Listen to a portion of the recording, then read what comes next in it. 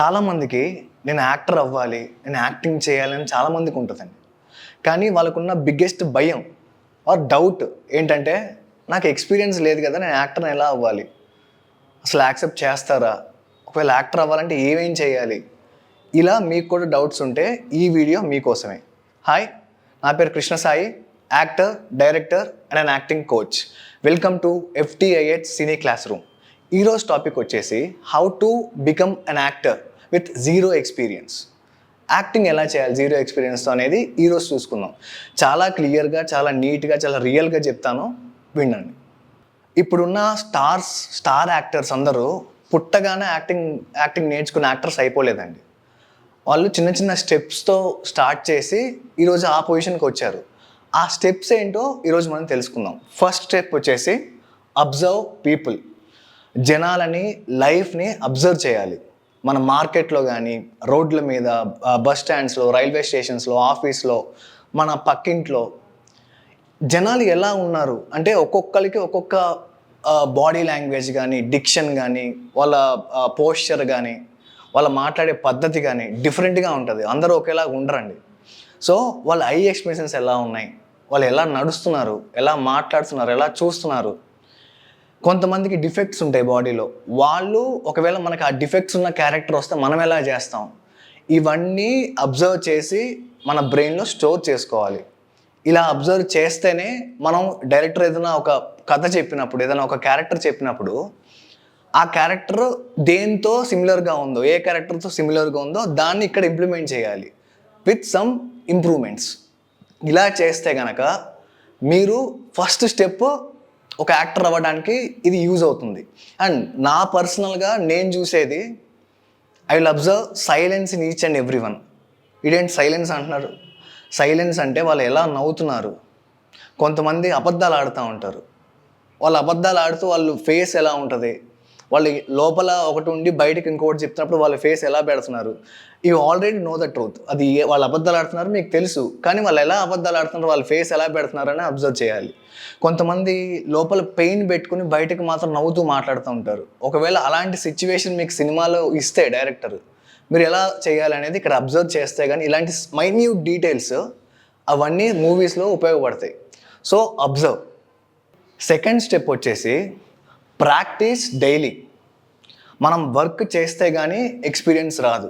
Work చేయటం అంటే cinema chances వచ్చేసి దాంట్లోకి వెళ్ళి వర్క్ చేయటం కాదండి.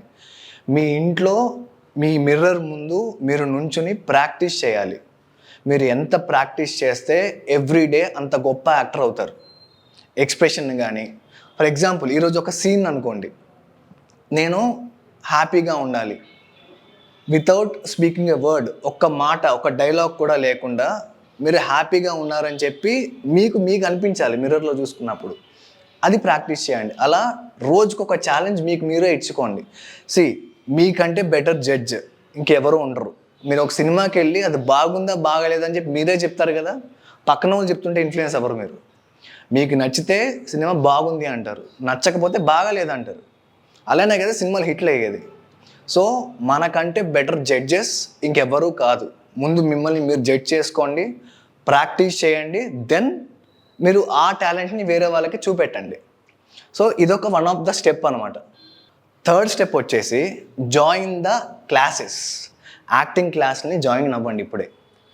యాక్టింగ్ క్లాసెస్లో అక్కడ మనం పర్ఫామ్ చేసి ఫెయిల్ అయినా సరే అది ఒక స్టెప్ లాగా యూజ్ అవుతుంది మనకి. ఫెయిల్యూర్ నుంచి వచ్చే లెసన్స్ చాలా గట్టిగా ఉంటాయండి. Those are the best lessons that we have learned. అంటే అక్కడ ఏంటి, సేఫ్ ఎన్విరాన్మెంట్ ఉంటుంది, మీరు ప్రాక్టీస్ చేయడానికి స్పేస్ ఉంటుంది, మీకు ఒక మెంటర్ ఉంటారు, మీకు ఒక కోచ్ ఉంటాడు, బేసిక్స్ చెప్తారు, ప్రొఫెషనల్గా వర్క్షాప్స్ చేయిస్తారు. ట్రస్ట్ మీ, ఒక కోచ్గా చెప్తున్నాను, ఒక 10 వర్క్షాప్స్ మీరు అటెండ్ అయితే మీకు బెస్ట్ ఎక్స్పీరియన్స్ వస్తుంది. థియరీ వేరు, చెప్తే అర్థం చేసుకుని చేసేది వేరు, ప్రాక్టికల్గా ఉండి చేస్తే వచ్చే ఎక్స్పీరియన్స్ వేరు. సో ఈ రెండింటికి డిఫరెన్స్ మీరు ఇన్స్టిట్యూట్లో జాయిన్ అయితే డిఫరెంట్గా ఉంటుంది. మన FTIHలో బెస్ట్ క్లాసెస్, మీకు బెస్ట్ వర్త్ని ప్రొవైడ్ చేస్తాం మేము. ఫోర్త్ స్టెప్ వచ్చేసి క్రియేట్ యువర్ ఓన్ ఆపర్చునిటీస్. నేను ఇంతకుముందు చెప్పినట్టుగా ఆడిషన్ వస్తే వెళ్దాము, ఆర్ ఏదైనా ఛాన్స్ వస్తే చేద్దాము, రోల్ వస్తే చేద్దాము అని వెయిట్ చేస్తూ కూర్చుంటే ఇయర్స్ వెళ్తానే ఉంటాయి అట్లా. మీరు చేయరు, అది రాదు. ఒకవేళ వచ్చినా అమ్మో ఇది చేయాలా, ఇలాంటివి వద్దు. ఫస్ట్ మీకు మీరే ఆపర్చునిటీ ఇచ్చుకోవాలి. Create your own opportunity. Short films చేయండి. నేను ఇంతకుముందు ఒక వీడియోలో కూడా చెప్పాను, ఆల్రెడీ ఉంది యూట్యూబ్లో, 0 బడ్జెట్తో ఆర్ మినిమల్ బడ్జెట్తో షార్ట్ ఫిల్మ్ ఎలా చేయాలి అని. ఇన్స్టాగ్రామ్లో రీల్స్ చేయండి, మోనోలాగ్ చెప్పండి. రీల్స్ అంటే పిచ్చి కాదండి, వాటికి వీటికి బట్టలు మార్చుకుని వేరే గెటప్ వేసి డాన్సులు చేయటం, అది కాదు. మోనోలాగ్ చెప్పండి. Trust me, each and every performance, each and every video will be your portfolio. మీ పోర్ట్ఫోలియోకి యూజ్ అవుతుంది. ఇది నేను చేయగలను అని మీరు ప్రూవ్ చేసుకోగలుగుతారు. సో మీ ఆపర్చునిటీస్ని మీరే క్రియేట్ చేసుకోవాలి. షార్ట్ ఫిల్మ్ చేయాలంటే కెమెరాలు అవసరం లేదు, ఫోన్తో స్టార్ట్ చేయండి. ఫస్ట్ ఫోన్తో వీడియో రాదా, మీరు కాదా వచ్చేది, మీరేగా యాక్ట్ చేసేది. కెమెరాల్లోనే మీరు క్లియర్గా పడతారా? స్టార్ట్ చేయాలి. ఫస్ట్ మీ ఆపర్చునిటీస్ మీరు క్రియేట్ చేసుకుని స్టార్ట్ చేసుకోండి. 5th స్టెప్ వచ్చేసి build your network. Trust me, ఇండస్ట్రీలో నెట్వర్క్ అనేది పవర్. మీకు ఎంత నెట్వర్క్ ఉంటే ఫ్యూచర్లో అయినా సరే మీకు మంచి ఆపర్చునిటీస్ వస్తాయి. మీ గురించి ప్రతి ఒక్కరికి తెలిసి ఉండాలి. మంచి బాండ్ ఫామ్ చేసుకోండి. ఇండస్ట్రీలో ఎవరైనా సరే, ఎవరితో అయినా సరే, డిఓపి అవ్వనివ్వండి, డైరెక్షన్ డిపార్ట్మెంట్ అవ్వనివ్వండి, కో యాక్టర్స్ అవ్వనివ్వండి, లైట్ మ్యాన్ అవ్వనివ్వండి, ఎవరైనా సరే మీకు అది నెట్వర్క్ ఉండాలి. మంచిగా మాట్లాడండి వెళ్ళి. మీరు సార్ నాకు ఈ ఛాన్స్ ఇవ్వండి, ఐ కెన్ డూ దిస్ అని చెప్పకుండా ఇంట్లో కూర్చుంటే రావు ఛాన్సెస్. కిటికీలు ఎంక చూసుకుంటూ, డోర్లు ఎంక చూసుకుంటూ వస్తాయేమో అని చూస్తే ఎందుకు వస్తాయండి? మిమ్మల్ని మీరు ప్రూవ్ చేసుకోవాలంటే యూ గో అవుట్, మీరు వెళ్ళి అడగండి, ఛాన్సెస్ అడగండి, మాట్లాడండి, ప్రొడ్యూసర్స్ని కలవండి, డైరెక్టర్ని కలవండి, మీ టాలెంట్ మీరు ప్రూవ్ చేసుకోండి. అప్పుడే మీకు యాక్టింగ్లోకి ఎంటర్ అవ్వడానికి ఛాన్స్ దొరుకుతుంది. So do that. ఇవన్నీ అయిపోయినాక మీకు లాస్ట్ స్టెప్ వచ్చేసి జస్ట్ నేర్చుకుంటూనే ఉండండి. నాకు ఇది వచ్చేసింది, నేను ఇవన్నీ చేసేసాను, నేను యాక్టింగ్ స్కూల్కి వెళ్ళాను, నా కోర్స్ కంప్లీట్ అయిపోయింది, 6 months 3 months 1 year. 1 yearలో మీకు ఏమీ రాదండి. జస్ట్ ఎక్స్పీరియన్స్ వస్తుంది, కానీ నేర్చుకునేది ఇంకా చాలా ఉంది. Every character has its uniqueness. ఒక సినిమాకి సంబంధం లేకుండా ఇప్పటికీ సినిమాలు నడుస్తున్నాయి అంటే వాళ్ళు అక్కడితో ఆగలేదు. They want something big. మన తెలుగులో బిఫోర్ బాహుబలి, ఆఫ్టర్ బాహుబలి అలా చాలా మూవీస్ ఉన్నాయి. సో అలాంటి క్లాసిక్స్ తీయాలన్నా, దాంట్లో మనం యాక్ట్ చేయాలన్నా మనం ఏదో నేర్చుకుంటూనే ఉండాలి. ఇది ఓషన్ అండి. నాట్ ఓన్లీ యాక్టింగ్, మన లైఫ్లో ఇది మనకు వచ్చేసింది.